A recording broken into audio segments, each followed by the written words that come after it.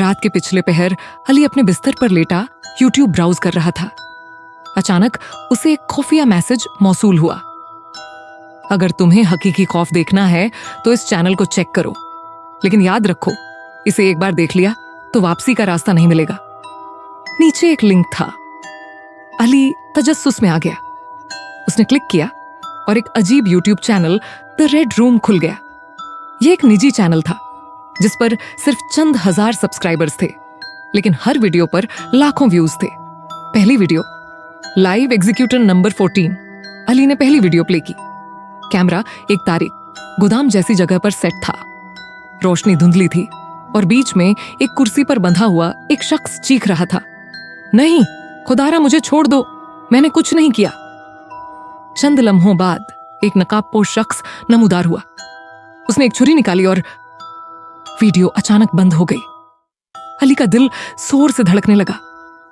Comments में डरावने पैगामात अली ने नीचे स्क्रॉल किया तो यूट्यूब कमेंट्स में कुछ लर्ज़ाखेज पैगामात थे। ये वाला काफी बोरिंग था, अगला कोई ज्यादा दर्दनाक हो।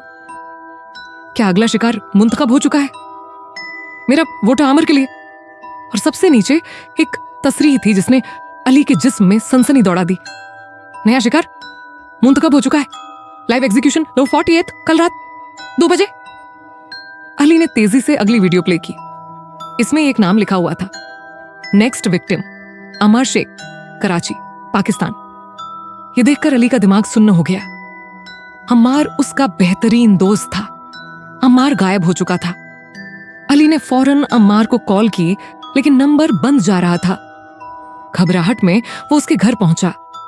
दरवाजा खुला था और अंदर हर चीज बिखरी हुई थी, जैसे जबरदस्ती किसी को ले जाया गया हो।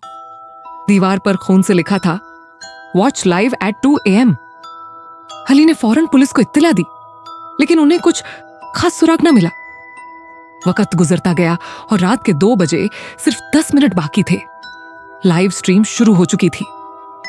अली फिर से चैनल पर गया जहां लाइव स्ट्रीम शुरू हो चुकी थी। कैमरा ऑन हुआ। इस बार कुर्सी पर अम्मार बंधा हुआ था। स्ट्रीमिंग के दौरान कमेंट्स आ रहे थे, मार दो, ये खौफजदा लग रहा है, छुरी से वार करो, ज्यादा दर्दनाक होगा, अगर बचाना है तो एक बिटकॉइन डोनेट करो। अली ने चीख कर स्क्रीन की तरफ देखा, अम्मार मैं तुम्हें बचा लूंगा। अम्मार चीख रहा था, आंखों में आंसू, मुझे बचाओ प्लीज। नकाबपोश कातिल आगे बढ़ा और लाइव स्ट्रीम अचानक बंद हो गई।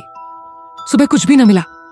अगली सुबह अम्मार का कोई नामो निशान न मिला, न लाश न कोई सबूत।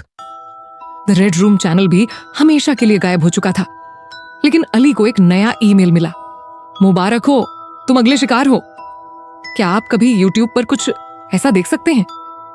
क्या द रेड रूम वाकई वजूद रखता है, या यह सिर्फ एक खौफनाक ख्वाब था?